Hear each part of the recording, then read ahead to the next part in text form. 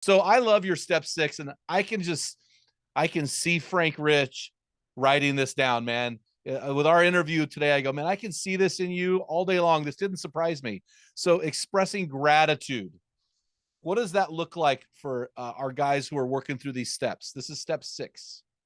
Man, this starts the minute we wake up, right? You know, we've been talking about this kind of mindset belief of a lot of these men. You know, they're such in a negative way of thinking. They're in a negative view and perception of how they see themselves.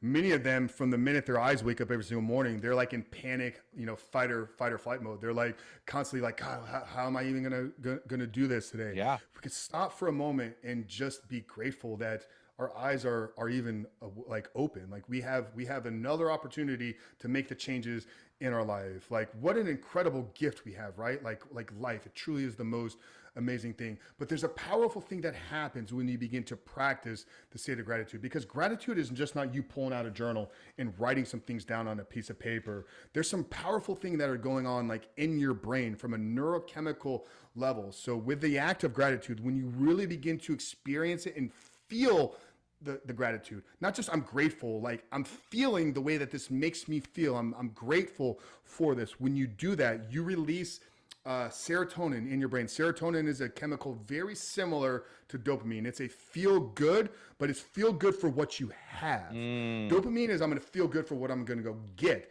Serotonin is I feel good for what I have. So when we can be grateful that we have life, then we don't need to go chase external things to bring pleasure into our life. And here's the interesting thing, right? Because the mind is so incredibly powerful. And guys that are caught up in bondage, they have a negative view of the world. Everything about them is, yeah, that's not me. Yeah, I'm never going to be able to overcome that. Victim. Yeah, victim, right?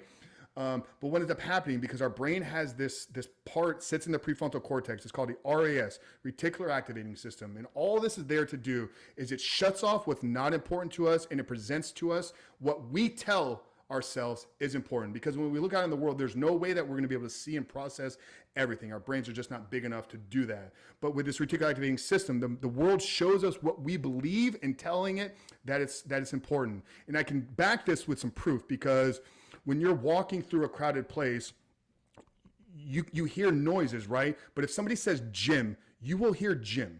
You That won't happened hear last night. Frank. It happened last Yeah, night on my date with my wife. Somebody said Jim, and we both turned around. Absolutely. yeah, because Jim is an important name to you. I would hear Frank though, right? Yep. And then here's another example. Anybody that's ever bought a new car has experienced this. You're going through different dealerships, you're shopping online, you're pulling up different options. You're like red Mustang, red Mustang, red Mustang. You're maybe test driving a few of them. You don't really see a lot of red Mustangs. You're like, I'm gonna get the car that nobody else has. The minute you sign that paperwork at the dealership, you pull the car off the lot. What's the first thing you see? All sorts of red Mustangs.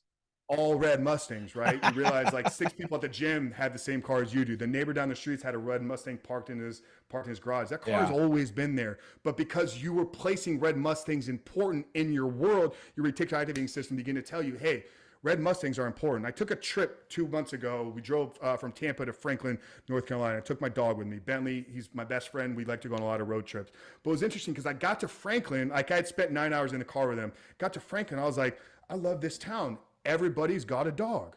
Like every car I was seeing driving through the road had a dog. But then I got back to Tampa 5 days later after the trip. And I'm like, everybody in Tampa has dogs now too.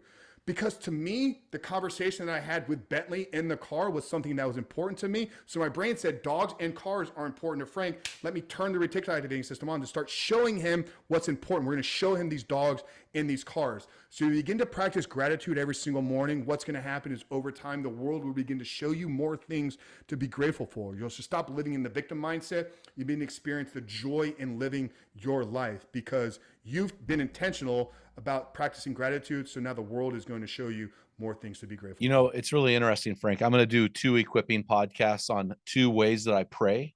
And one of those ways is the Lord's Prayer in Matthew chapter 6. And the Lord's Prayer starts off, it has two aspects in the beginning.